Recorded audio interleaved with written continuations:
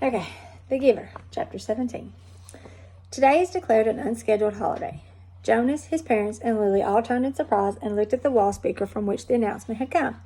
It happened so rarely, and it was such a treat for the entire community when it did. Adults were exempted from the day's work, children from school and training, and volunteer hours. The substitute laborers, who would be given a different holiday, took over all the necessary tasks, nurturing, food delivery, and care of the old, and the community was free. Jonas cheered and put his homework folder down. He had been about to leave for school. School was less important to him now, and before much more time passed, his formal schooling would end. But still, for 12s, though they had begun their adult training, there was the endless list of rules to be memorized and the newest technology to be mastered. He wished his parents, sister, and Gabe a happy day, and rode down the bicycle path looking for Asher. He had not taken the pills now for 4 weeks. The stirrings had returned, and he felt a little guilty and embarrassed about the pleasurable dreams that came to him as he slept. But he knew he couldn't go back to the world of no feelings that he'd lived in so long, and his new, heightened feelings permeated a greater realm than simply his sleep. Though he knew that his failure to take the pills accounted for some of it, he thought that the feelings came also from the memories. Now he could see all the colors, and he could keep them too, so that the trees and grass and bushes stayed green in his visions. Gabriel's rosy cheeks stayed pink even when he slept, and apples were always, always red. Now, through the memories, he had seen oceans and mountains and lakes and streams that gurgled through the woods, and now he saw the familiar wide river beside the path differently. He saw all the light and color and history it contained and carried in its slow-moving water, and he knew that there was an elsewhere from which it came, and an elsewhere to which it was going. On this unexpected casual holiday, he felt happy, as he always had on holidays, but with a deeper happiness than ever before. Thinking, as he always did, about the precision of language, Jonas realized that it was a new depth of feelings that he was experiencing. Somehow, they were not at all the same as the feelings that every evening, in every dwelling, every citizen analyzed with endless talk. He felt angry because someone broke the play area rules, Lily had said once, making a fist with her small hand to indicate her fury. Her family, Jonas among them, had talked about the possible reasons for rule breaking and the need for understanding and patience, until Lily's fist had relaxed and her anger was gone. But Lily had not felt anger, Jonas realized now. Shallow impatience and exasperation. That was all Lily had felt. He knew that with certainty because now he knew what anger was.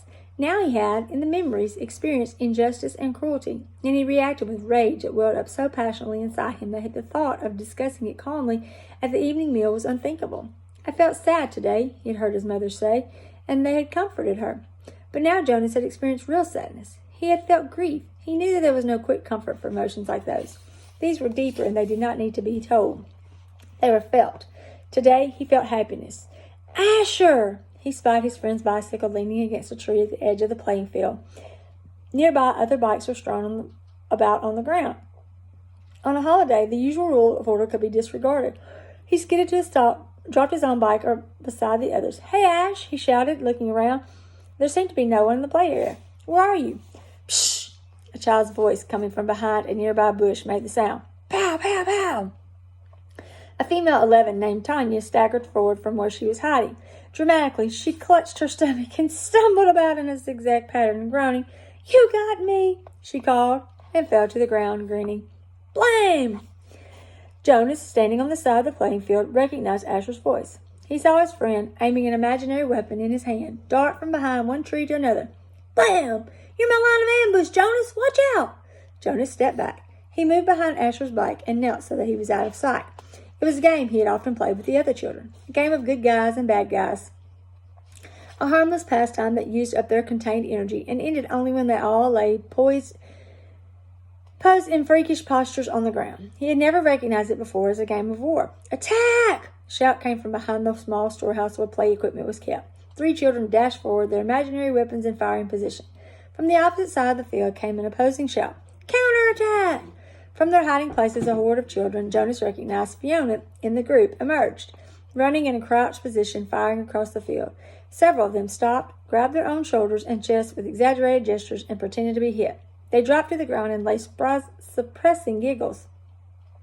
Feelings surged within Jonas. He found himself walking forward into the field. "You're hit, Jonas!" Asher yelled from behind the tree. "Pow! You're hit again!" Jonas stood alone in the center of the field. Several of the children raised their heads and looked at him uneasily. The attacking army slowed, emerged from their crouched positions, and watched to see what he was doing. In his mind, Jonas saw again the face of the boy who who had lain dying on a field and had begged him for water. He had a sudden choking feeling, and as if it were difficult to breathe.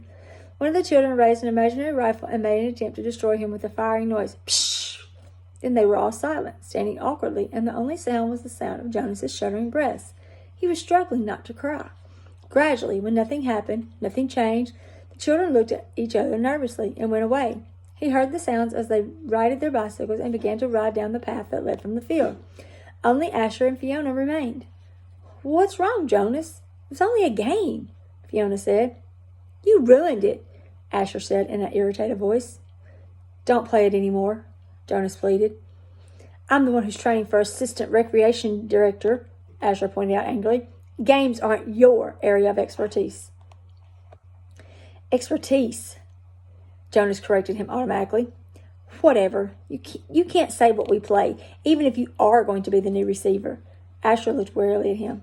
"I apologize for not paying you the respect you deserve," he mumbled. "Asher," Jonas said. He was trying to speak carefully and with kindness to say exactly what he wanted to say. "You had no way of knowing this. I didn't know it myself until recently, but it's a cruel game. In the past, there have—" "I said I apologize, Jonas." Jonas sighed. It was no use. Of course, Asher couldn't understand. "I accept your apology, Asher," he said wearily. "Do you want to go for a ride along the river, Jonas?" Fiona asked, biting her lip with nervousness. Jonas looked at her. She was so lovely. For a fleeting instant, he thought he would like nothing better than to ride peacefully along the river path, laughing and talking with his gentle female friend. But he knew that such times had been taken from him now. He shook his head. After a moment, his two friends turned and went to their bikes. He watched as they rode away. Jonas trudged to the bench beside the storehouse and sat down, overwhelmed with feelings of loss. His childhood, his friendships, his carefree sense of security, all of these things seemed to be slipping away. With his new heightened feelings, he was overwhelmed by sadness at the way the others had laughed and shouted, playing at war, but he knew that they could not understand why without the memories. He felt such love for Asher and for Fiona, but they could not feel it back without the memories, and he could not give them those. Jonas knew with certainty that he could change nothing. Back in their dwelling that evening, Lily chattered merrily about the wonderful holiday she had had, playing with her friends, having her midday meal out of doors, and she confessed, sneaking a very short try on her father's bicycle. "I can't wait till I get my very own bicycle next month. Father's is too big for me." "I fell," she explained matter-of-factly. "Good thing Gabe wasn't in the child seat." "A very good thing," Mother agreed, frowning at the idea of it. Gabriel waved his arms at the mention of himself. He had begun to walk just the week before. The first steps of a new child were always the occasion for celebration at the nurturing center, Father said, but also for the introduction of a discipline wand. Now Father brought the slender instrument home with him each night in case Gabriel misbehaved. But he was a happy and easygoing toddler. Now he moved unsteadily across the room, laughing. "Gay!" he chirped. "Gay!" It was the way he had his own name. Jonas brightened. It had been a depressing day for him after such a bright start, but he set his gloom thoughts aside. He thought about starting to teach Lily to ride so that she could speed off proudly after her ceremony of 9, which would be coming soon. It was hard to believe that it was almost December again, that almost a year had passed since he had become a 12. He smiled as he watched the new child plant one small foot carefully before the other, grinning with glee at his own steps as he tried them out. "I want to get to sleep early tonight," Father said. "Tomorrow's a busy day for me. The twins are being born tomorrow, and the test results show that they're identical." "One for here, one for elsewhere," Lily chanted. "One for here, one for Do you actually take it elsewhere, Father?" Jonas asked. "No, I just have to make this selection. I weigh them, hand the larger over to a nurturer who's standing by, waiting, and then I get the smaller one all cleaned up and comfy. Then I perform a small ceremony of release, and—" He glanced down, grinning at Gabriel. "Then I wave bye-bye," he said in the special sweet voice he used when he spoke to the new child. He waved his hand in the familiar gesture. Gabriel giggled and waved bye-bye back to him. "And somebody else comes to get them. Somebody from elsewhere." "That's right, Jonas Bonus." Jonas rolled his eyes in embarrassment that his father had used that silly pet name. Lily was deep in thought. What if they give the little twin a name elsewhere?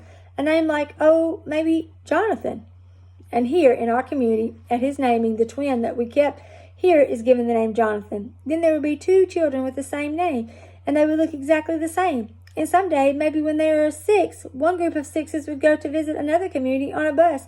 And there in the other community, in the other group of 6s, would be a Jonathan, who is exactly the same as the other Jonathan. And then maybe they would get mixed up and take the wrong Jonathan home. And maybe his parents wouldn't notice. And then she paused for breath.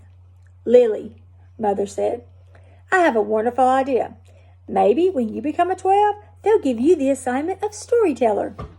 I don't think we've had a storyteller in the community for a long time. But if I were on the committee, I would definitely choose you for that job. Lily grinned. I have a better idea for one more story, she announced. What if actually we were all twins and didn't know it? And so elsewhere there would be another Lily and another Jonas and another father and another Asher and another chief elder and another. Father groaned. Lily, he said, it's bedtime.